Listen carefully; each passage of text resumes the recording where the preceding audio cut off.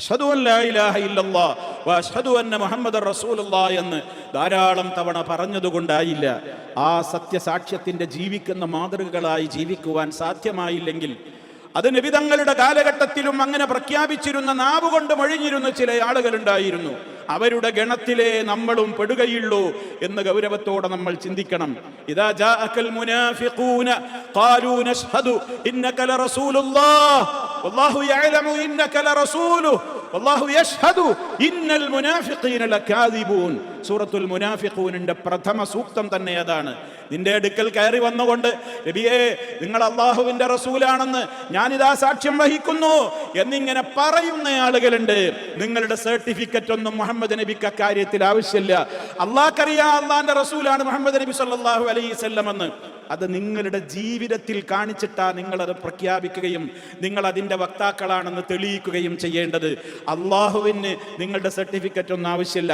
എന്തേ റബ്ബ് അവരെക്കുറിച്ച്, അവരുടെ ഷഹാദയെക്കുറിച്ച് അങ്ങനെ പറയാൻ എന്തേ കാരണം? അപ്പറയുന്ന കലിമയോട് ഒരു കൂറും അവരുടെ മനസ്സിലില്ല എന്ന് ആർക്കും നോക്കാൻ കഴിയാത്ത ഹൃദയത്തിലേക്ക് നോക്കുന്ന റബ്ബ് പറഞ്ഞിട്ടുണ്ട്.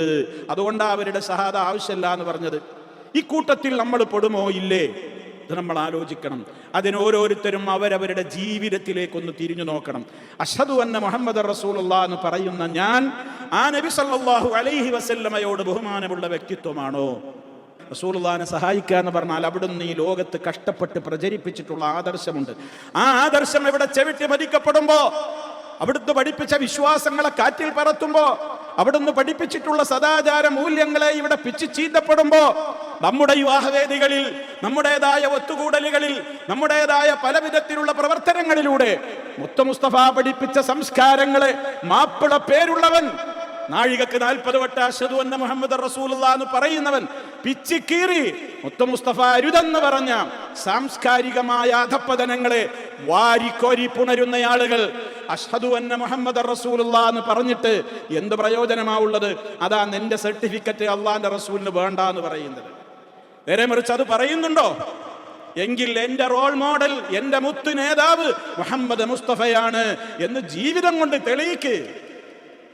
അതല്ലാതെ അവനാന്റെ കാര്യം വരുമ്പോ നബിയൊന്നും വേണ്ട. അത് നബിയുടെ സുന്നത്തിനെതിരാന്ന് പറഞ്ഞാൽ മുഖം തിരിക്കുക.